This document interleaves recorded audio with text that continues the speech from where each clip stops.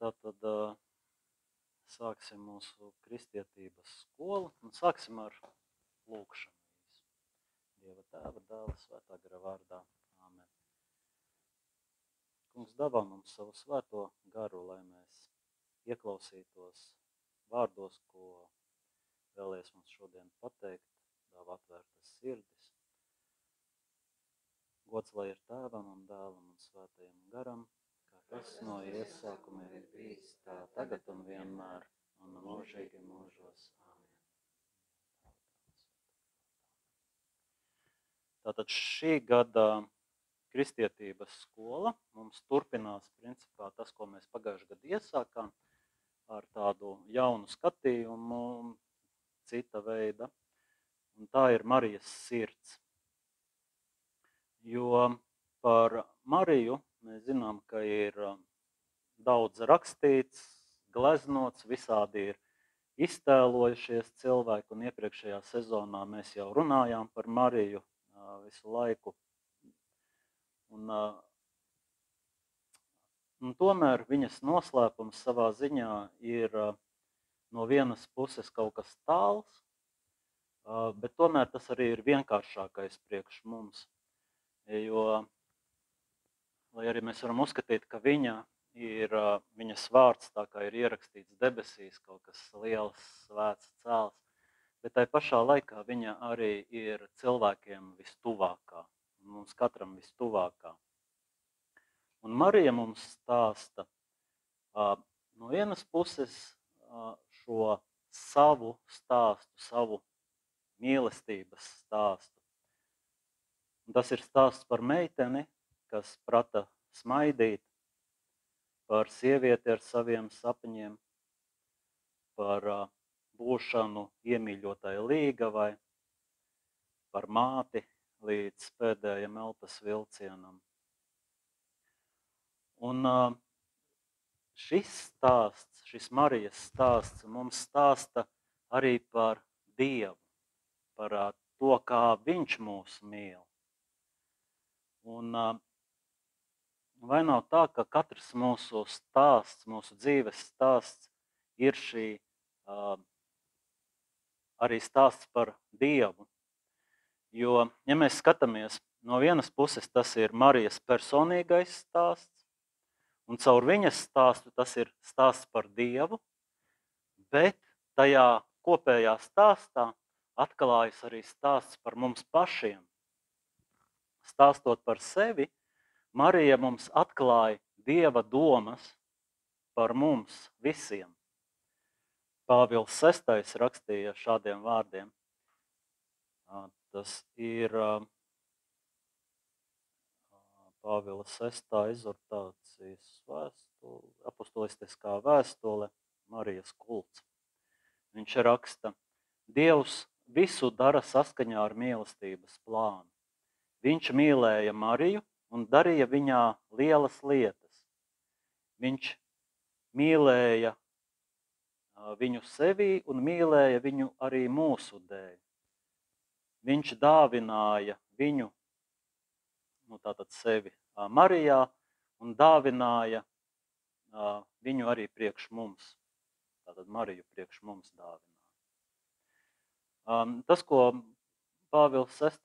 caur tāds varbūt netik veiksmīgs tulkojums, latviski nav mums šis dokuments, bet viņš runā par to, ka caur šo Marijas stāstu mēs ne tikai iepazīstam labāk Dievu, bet mēs varam labāk iepazīt sevi un saprast Dieva nodomu mūsu dzīvē.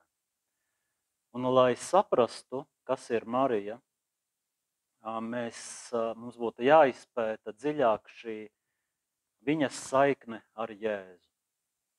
Jo Marijas noslēpums ir atkarīgs no viņas dēla noslēpuma. Viņa pati kā tāda, viņas noslēpums izriet no Jēzus dzīves, no dēla dzīves.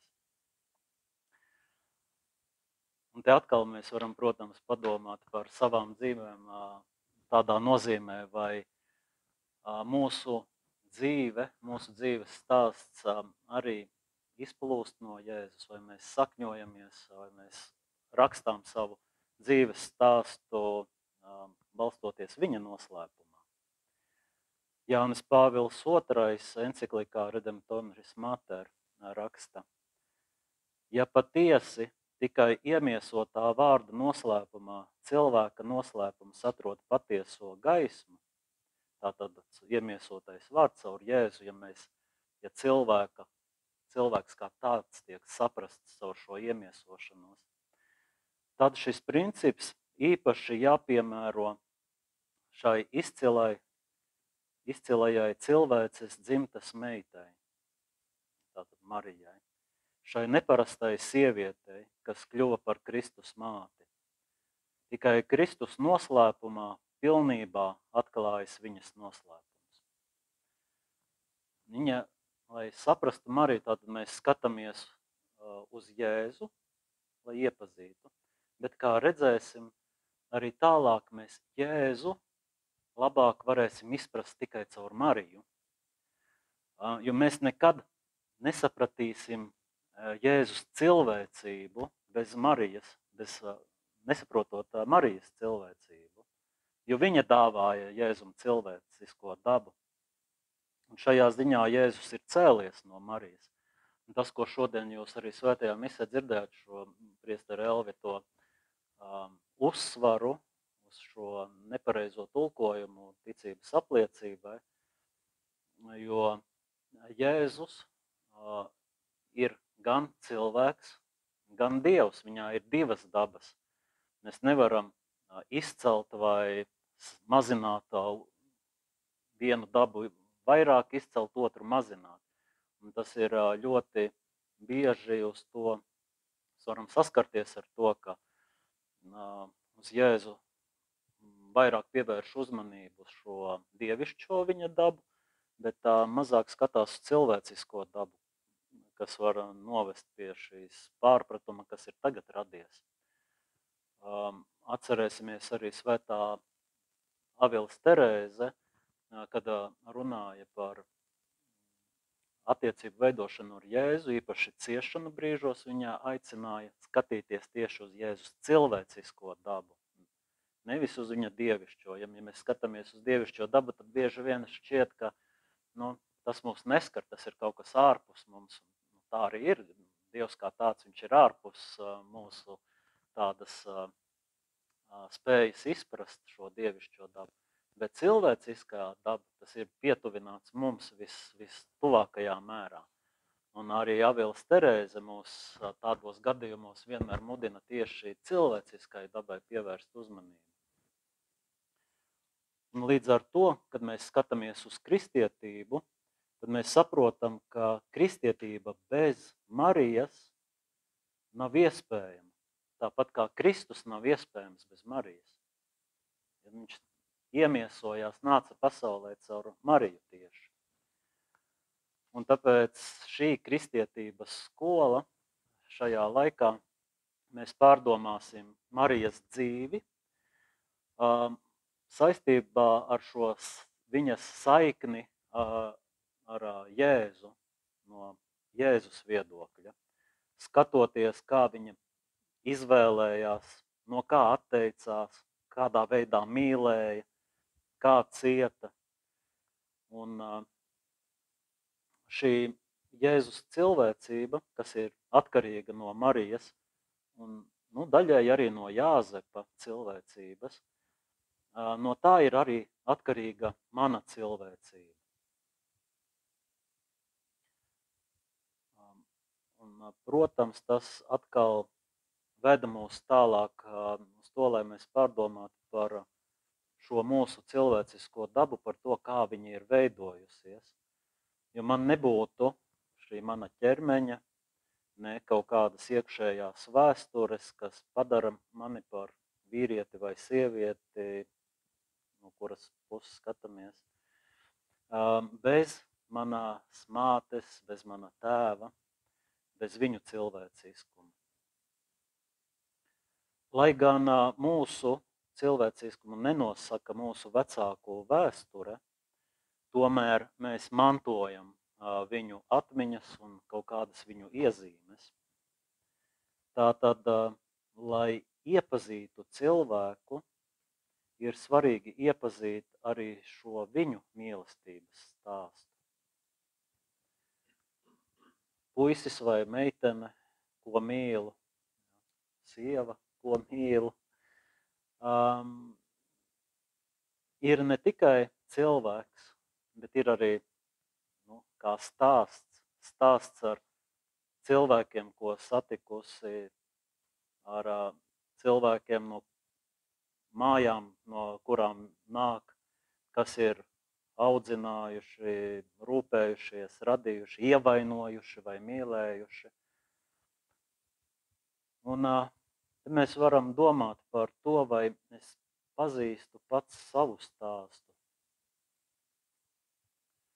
Un Marijas cilvēcība ar tās brīvību, mīlestību, pārbaudījumiem, tas būs tāds vadmotīvs šajā ceļojumā, ko šogad mēs ejam kristietības skolā, lai saprastu viņu un lai saprastu arī mūsu ģimeņu dziļāko skaistumu. Un šī tēma, ko arī apskatīsim, viņa ies cauri šai baznīcas mācībai, kas mums ir dota, un arī Karmela harizmai, kurai mēs piedaram. Mēs to skatīsimies tieši arī šajā mūsu Karmela harizmas gaismā.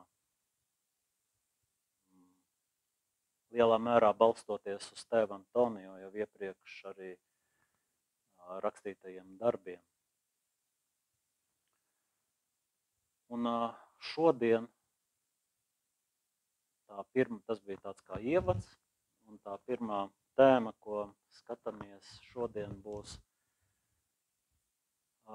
kas mums ir Marija.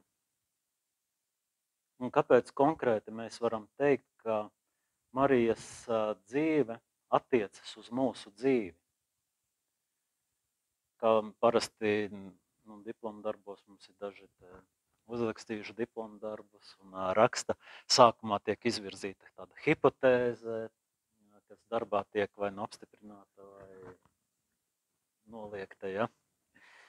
Un tad mēs varētu teikt tādu hipotēzi izvirzīt, ka tikai pareizi novērtējot Marijas pieredzi, mēs varam saprast, kādi ir pareizi kristīgās antropoloģijas pamati. Tāda plašāka hipotēze. Mēs antropoloģija, tātad cilvēka dabas pamati. Ja? Tikai caur Mariju varam saprast.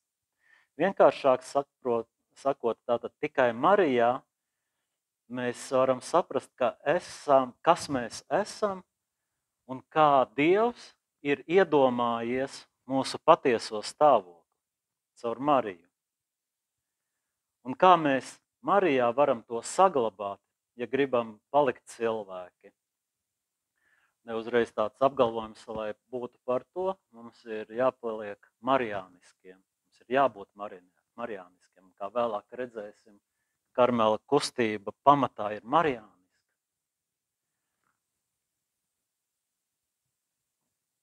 Pagājušajā sezonā mēs runājām par šo Dieva ieceri attiecībā uz cilvēku, skatoties caur Mariju.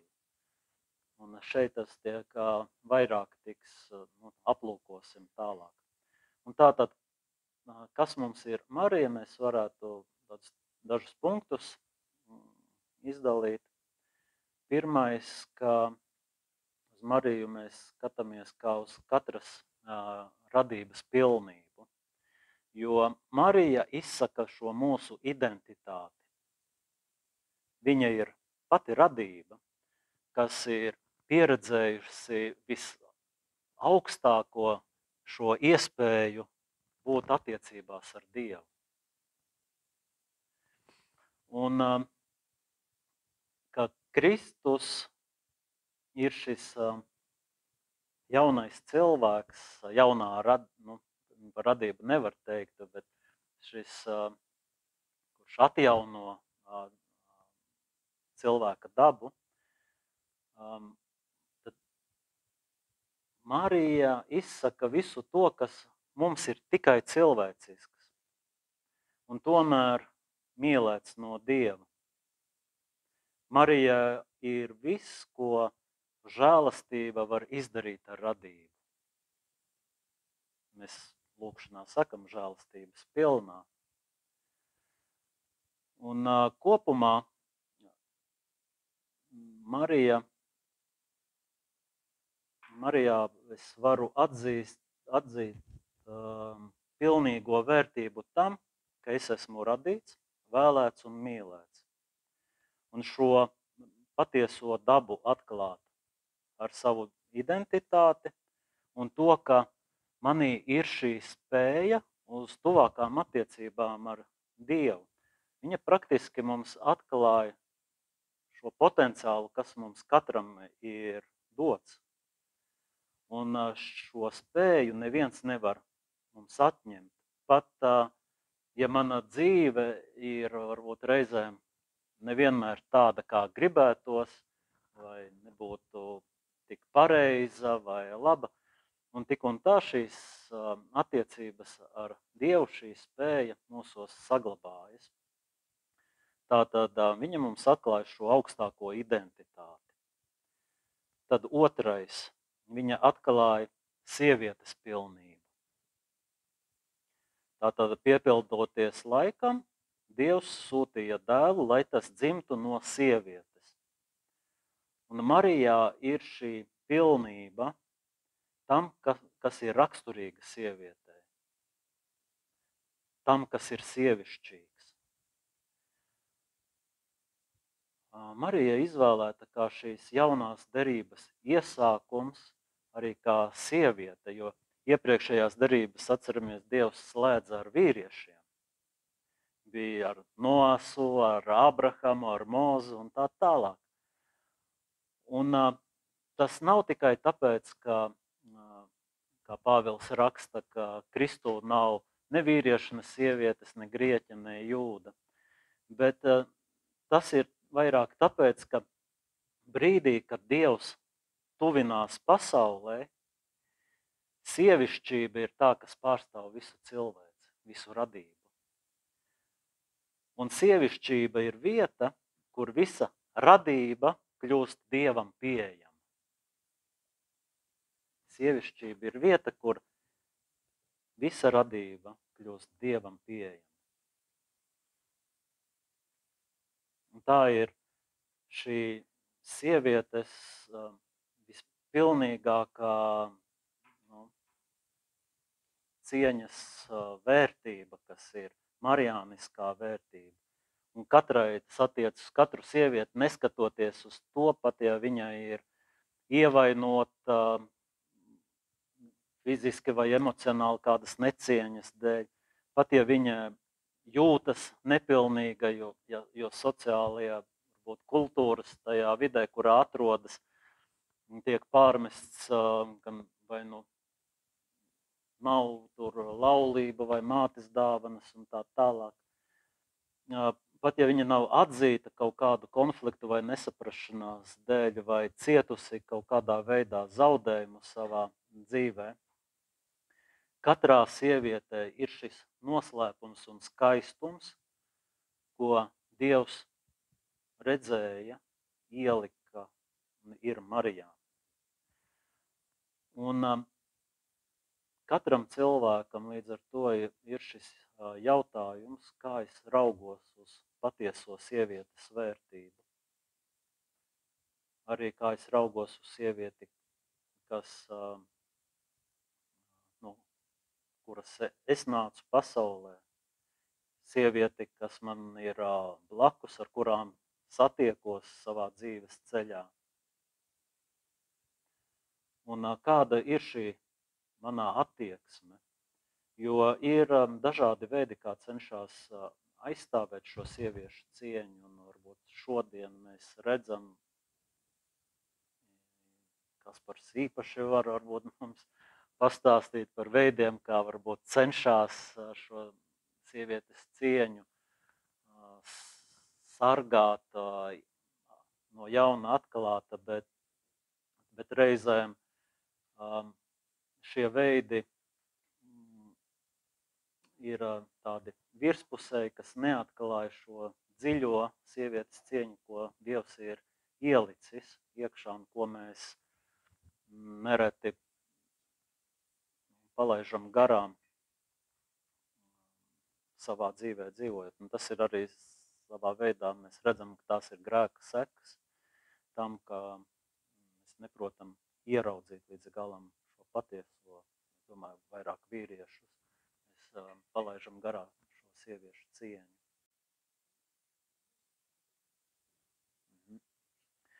Tātad, ka viņa, tad Edita Šteina apgalvo, ka Marija mūs ir dzemdējusi žēlastības dzīvē. Tātad mēs varam iedomāties, Marija tātad ir žēlastības pilnā. Un žēlastība, viņa ir piepildīta no kā dāvanu, ko saņēmusi no Dieva, un arī caur to, ka viņa kļūst par Jēzus māti, par Dieva māti. Bet mēs tiekam žēlastības piepildīti, pateicoties tam, ka Jēzus no Marijas piedzima, un viņš caur kristību mums dāvā šo žēlastību. Mēs kļūstam arī žēlastības piepildīti. Tātad Marijā mēs redzam šo pilno cilvēka dabu patieso, kuru mēs izdzīvojam, pateicoties kristībai, pateicoties tam, ka mēs kļūstam par Jēzus nesējiem, jeb Jēzus klātbūtnes punktiem pasaulē. Jebkurā vietā, kur mēs esam, mēs nesam Jēzu tālāk. Un kā 4. punktu mēs varam minēt tieši šo karmelīta aicinājumu, jo Karmels Mariju vienmēr uzskatīja par tādu izšķirošu tēlu tieši karmelītiskajā aicinājumā savā vēsturē, jo kad pirmie karmelīti, atceramies no vēstures, tie eremīti, krustneši, kas apmetās Karmela kalnā 12. gadsimtā, viņi kopā ar Eliju par aizbildni izvēlējās Mariju. Un pirmo baznīcu viņi veltīja ar nosaukumu Karmela kalna Svētās Marijas ordeņa eremīti. Tātad viņi bija pārliecināti par to, ka Marija ir tā, kas veido Karmela ordeni.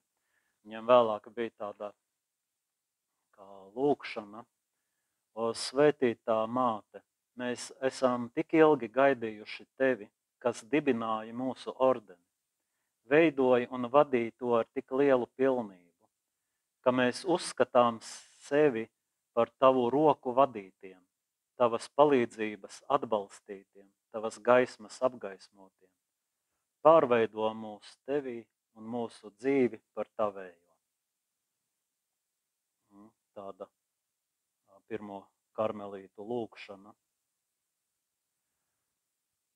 Un Marijā pirmie karmelīti saskatīja arī šo savu dzīves ideālu, dzīvot no žēlastības, no šīs, varētu teikt, tāda dibināšanas harizmas, jo kā rakstīja 13. gadsimta beigās,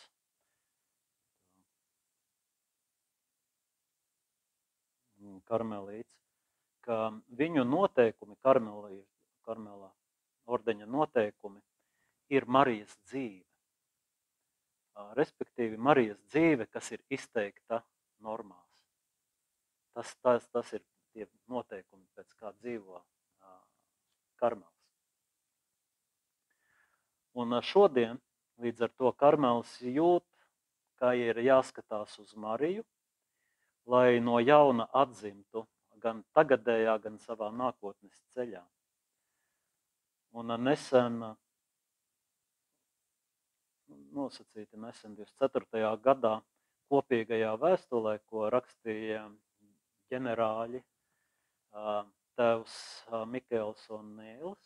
Tas ir Karmela ģenerālis, kas bija iepriekšējais ģenerālis. Viņu tagad tikko septembrī, 19. septembrī nomainīja tāds Desiderio Garcia Martines.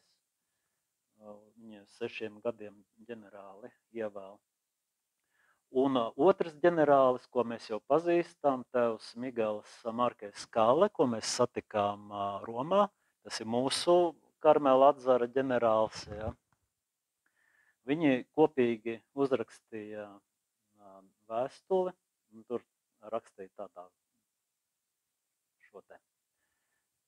Mūsu dzīves vēsturē ir dziļi iesakņojusies pārliecība, ka Marijas tuvums un intimitāte ar viņu vienmēr ir bijusi mūsu karmelītu ģimenes atjaunošanās un auglības avots, atverot ceļus, kuri mūs ved naktī un stiprina krīzes brīžos. Un mūsu ticība viņas rūpēm, kas ir mīlestības pilna, par mums šodien ir dzīva kā nekad agrāk. Marija atver Karmelam negaidītu ceļu, ne tādu, kādu mēs to iedomājamies.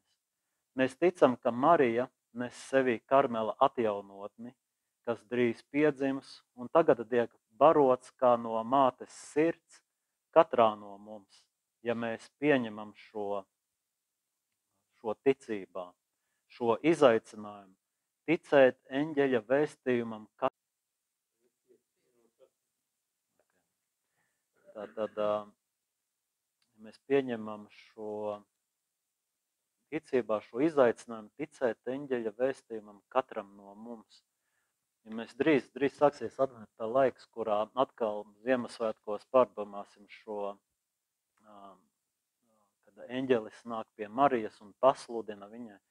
Bet šis eņģeļu vēstījums nav tikai Marijai, tas ir katram no mums, jo mēs iemiesojam sevī šo Jēzus klātbūtni, kā tikko runājām. Ja?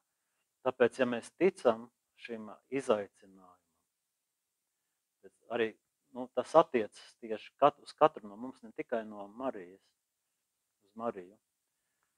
Karmelītu māsas un brāļi, mēs aicinām jūs visus, kur atrodaties, kādos apstākļos dzīvotu, vai būtu veseli vai slimi, pilni enerģijas vai grūtībās vai krīzē, stipri vai vāji, priecīgi vai kārdinājumos, nekavējoties ar pazemību atvērties šī brīža žēlastībai.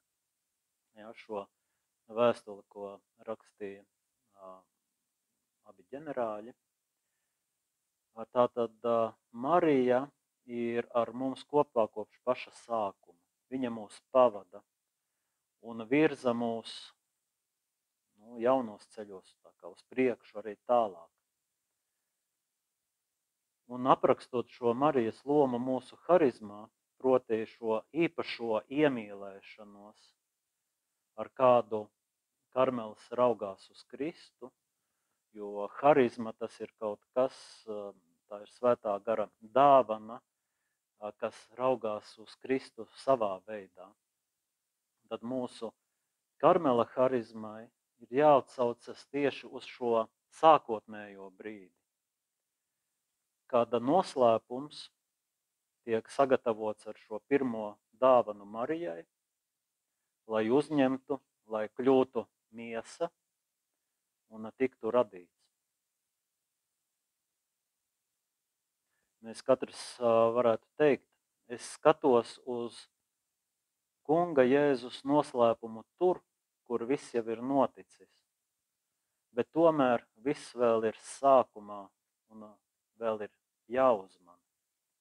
Es skatos uz jauno Mariju, kad viņa vēl ir pasaulē nezināma meitene, bet jau ir uzņēmusi Dieva dēlu savā klēpī un to uzrauga un veido visu vārdā. Es skatos uz baznīcu, uz baznīcas veidošanos, kad tā vēl bija slēpta pēdējo vakariņu lūgšanā ap Mariju. Un tikko piepildīta ar svēto garu, kad nevienam, nezinot, tā kļuva par pasaules sirdi un gatava misijai. To tēvs Antonio rakstīja savu laiku. Tāpēc Karmels redz Marijā šo lūgšanas ikonu un dziļākā nozīmē cilvēku, kas uzņem Dievu savā sirdī, lai pēc tam padarītu klātesošu viņa noslēpumu miesā visā dzīvē. Un šī iemesla dēļ mēs, laji un vispārējie laicīgais Karmels, var dzīvot marijāniskā gatavībā un būt pasaulē Dieva dzīvais mājoklis. Mēs katrs varam būt Dieva dzīvais mājoklis, padarot lūgšanu par dzīvi un dzīvi par lūgšanu.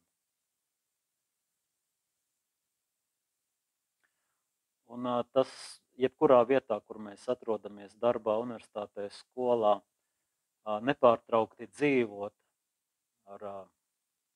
ar viņu šo dzīvi no sirds uz sirdi, lai nestu Dieva dāvanu katrai sirdī. Un jebkurš tādu pieredzi var izdzīvot kā arī mūsu kustība, neatkarīgi no stāvokļa vai vecuma, pakāpeniski attīstīt šo Marijas parauga garīgo personību, kas saistīta ar manu stāvokli konkrēto.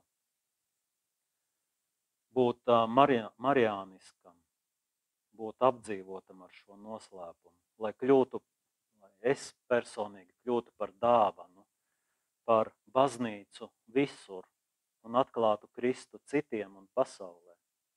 Jo mēs redzam šo arī misionāro dimensiju, arī par ko mēs asamblējā runājam un par ko mēs sākumā to hipotēzi ievirzījām. Mēs nonākam pie tā, ka viņa ir šis mūsu antropoloģiskais pamats. Un mēs varam saskarties ar šo jautājumu vai tādu oponēšanu. Viss, ko mēs varam runāt par Mariju, ir skaisti, bet realitātē. Vai tas ir priekš manis domāts? Man taču nav viņas dāvanas, nav viņas svētuma. Kā varētu teikt, ka es varētu salīdzināt viņas stāstu, kas sākas ar sava veida šo sākotnējo žēlastību, privilēģiju, kas viņai dot, ar manu personīgo vai ģimenes stāstu, kas veidots ar ievainotām, es teiktu, paaudzēm vai tām, kas mūs ir ietekmējis. Atceros šo jautājumu precīzi man pirms vairākiem gadiem vienā svētceļojumā uzdeva, pārdomājot par Mariju.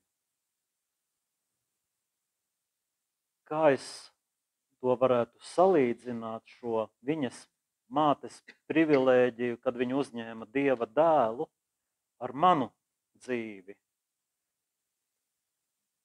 Vislabākajā gadījumā tas ir nesaprastas kādas mīlestības attiecības vai bailes no kaut kā apmulsums. Vai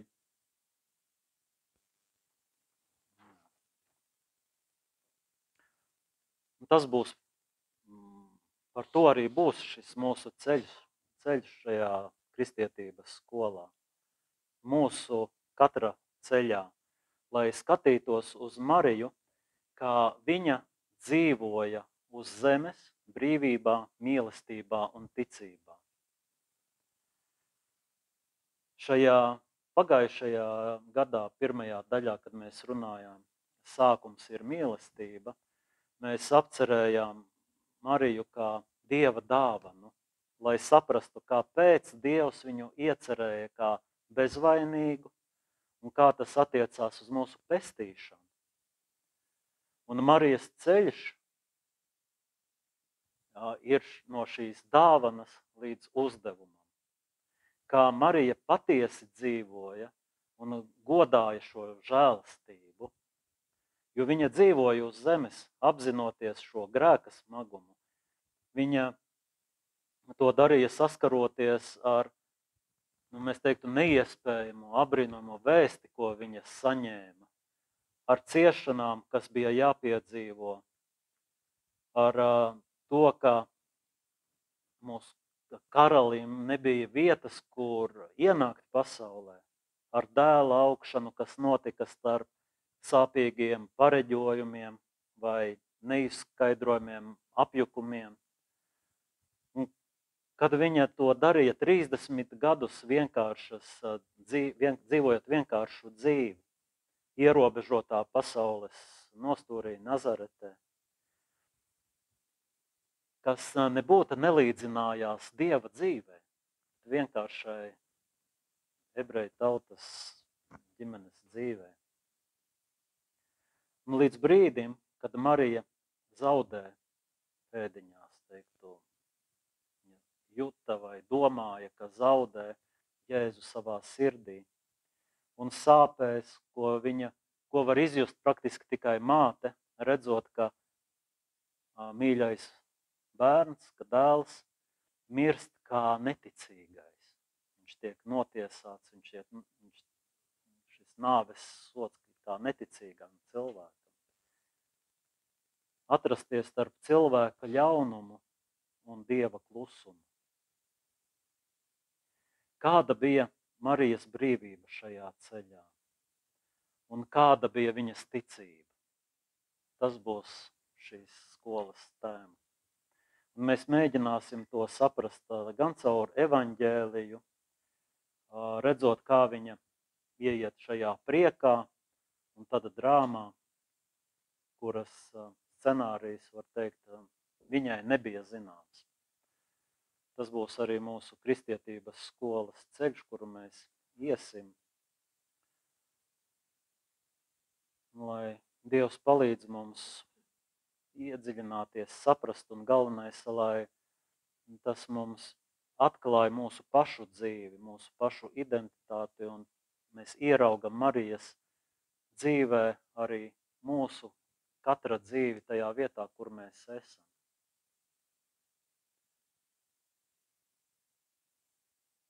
Lūgsim, lai Marija mums to atklāja, šo visu caur savu dzīvi. Sveicināta Marija, žēlastības pilnā, Kungs ir ar tevi. Tu esi svētīta starp sievietēm, un svētīts ir tavs miesas auglis, Jēzus. Svētā Marija, Dieva māte, lūdz par mums grēciniekiem, tagad un mūsu nāves stundā.